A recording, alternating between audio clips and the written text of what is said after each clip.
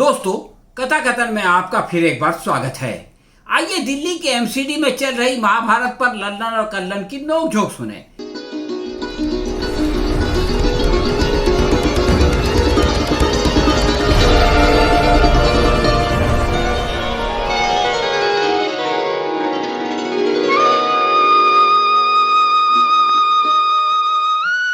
लल्लन खन्ना ने कल्लन श्रीवास्तव से पूछा, अपनी दिल्ली में ये क्या हो रहा है? कल्लन बोला, हाँ भैया, ऐसी ठंड तो मैंने कभी नहीं देखी। विज्ञान की भाषा में इसको क्लाइमेट चेंज कहते हैं। लल्लन ने कहा, आप कहीं और निकल गए गुरुदेव, मैं तो राजनीति की गर्मी की बात कर रहा था। क्या आपने एमसीडी की ढींगा मुश्ती को टेलीविजन पर नहीं देखा?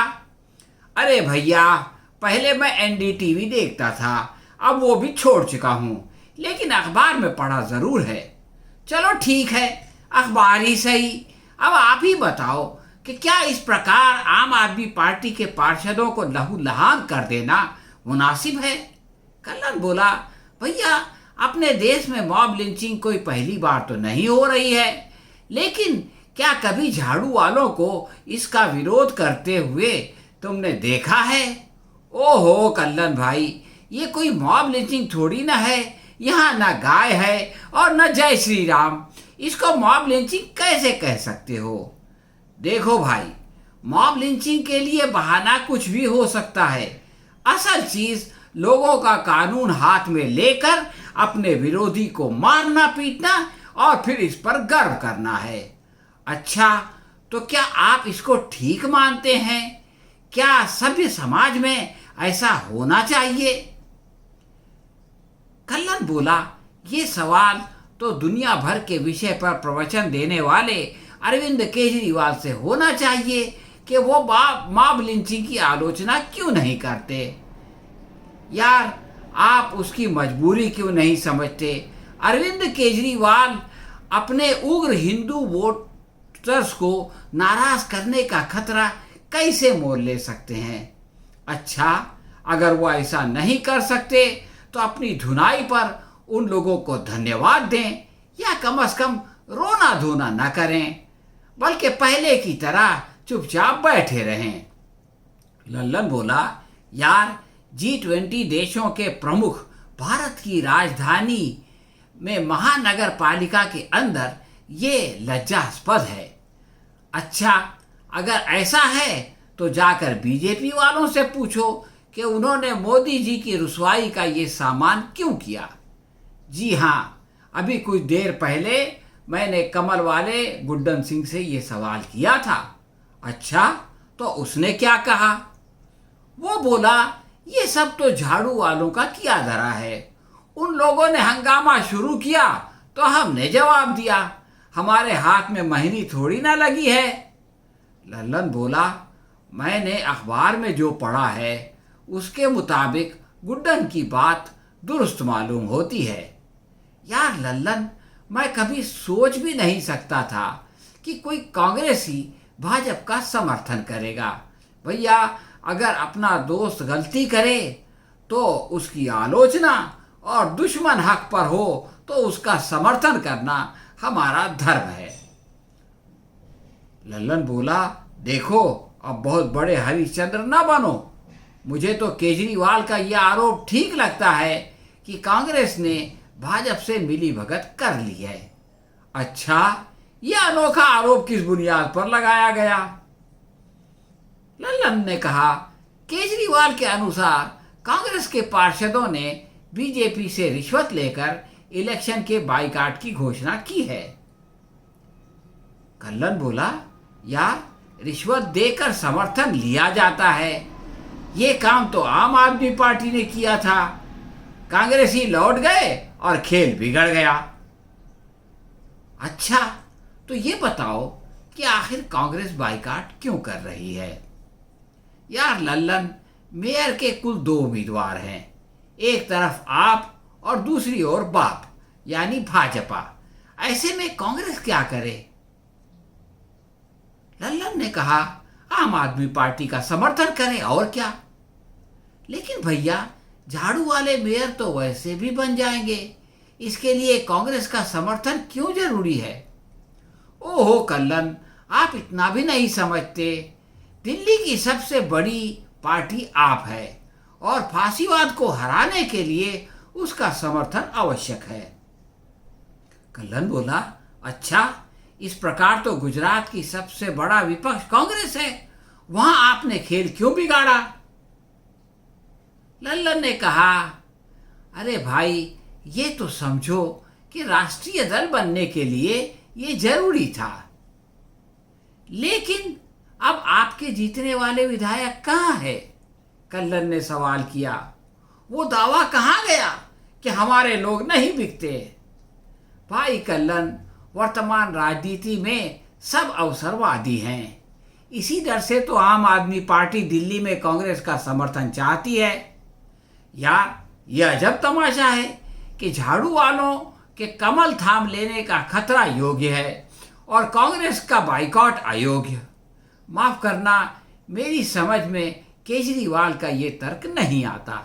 लल्लन बोला, मैं अंदर की बात बताऊं, केजरीवाल मुसलमान मतदाताओं में ये गलतफहमी फैलाना चाहते हैं कि कांग्रेस ने भाजपा से साजबाज कर ली है। कल्लन ने पूछा, लेकिन वो ऐसा क्यों करना चाहते हैं? उनके पास न केवल विधानसभा बल्कि महानगर पालिका में भी बहुमत है। ओहो कल्लन, आप क्यों नहीं समझते? 224 के लोकसभा चुनाव में भाजपा को दिल्ली में हराने के लिए मुसलमानों का वोट आवश्यक है। अच्छा, तो इसीलिए डिप्टी मेयर के पद पर मुसलमान उम्मीदवार उतारा है? जी हाँ भाई, वक्त पड़े तो गधे को भी बाप बनाना पड़ता है। अच्छा, तो क्या केजरीवाल मुसलमानों को गधा समझते हैं? अगली बार पुरानी दिल्ली में भी झाड़ू फिर जाएगा, क्या समझे? क्यों? ये भी तो हो सकता है कि मुसलमान फिर से झाड़ू थाम लें। कल्लन ने कहा, गुजरात के बाद संभावना कम है। मुसलमान सब कुछ समझ गए हैं। लल्लन ने पूछा, क्या समझ गए हैं? मैं नहीं समझा। यही कि केजरीवाल बीजेपी का छोटा रिचार्ज है। वो अपने फायदे के लिए बीजेपी को फायदा पहुंचा सकता है। अच्छा, तो क्या आप बीजेपी की बी टीम है? कल्लन बोले, नहीं, मेरे ख्याल में बीजेपी आरएसएस की ए टीम है और आम आदमी संघ की बी टीम है। क्या आपके पास इसका कोई ठोस सबूत भी है? देखो, संघ को पता है कि बीजेपी अपने शिखर पर पहुंच चुकी है, अब उसको नीचे ही आना है। लल्लन ने चौंक कर पूछा, गुजरात की जबरदस्त जीत के बाद भी आप ये कह रहे हैं? जी हाँ, गुजरात की जीत के साथ हिमाचल और दिल्ली की हार को मत भूलो। उसी के साथ होने वाले उपचुनाव में भी कमल ने मायूस ही किया था। फिर भी संघ आपको आशीर्वाद क्यों देगा? कल्लन बोला, इसलिए कि केजरीवाल भी हिंदुओं के तुष्टीकरण की राजनीति करते हैं। एक राम भगत और दूसरा हनुमान भक्त, दोनों में बहुत बड़ा अंतर नहीं है। भाई कल्लन, मैं एमसीडी में होने वाली मारपीट की बात कर रहा था, लेकिन आप उसको कहीं और ले गए। देखो लल्लन, मेरे ख्याल में आम आदमी पार्टी ने बिला वजह बात का बतंगड़ बना दिया। नामांकित पार्षदों का पहले शपथ ग्रहण, इसमें कुछ भी गलत नहीं था। लल्लन ने पूछा, परंतु क्या इससे चुने हुए पार्षदों का अपमान नहीं होता? कैसे होता है? उनको तो वैसे भी एल्डर्स कहा जाता है, यानी नामांकित पार्षदों को। इसलिए अगर पहले उनका शपथ ग्रहण हो जाए तो इसमें क्या हर्ज है? लल्लन ने कहा, लेकिन उनको का नामांकन एलजी ने दिल्ली सरकार से विमर्श किए बगैर कर दिया और सारे बीजेपी वालों को भर दिया, तो क्या ये भी दुरुस्त है? जी नहीं, ये तो एलजी की धांधली है। वैसे बीजेपी के इशारे पर काम करने वाले एलजी से क्या अपेक्षा की जाए? वही तो मैं कह रहा था।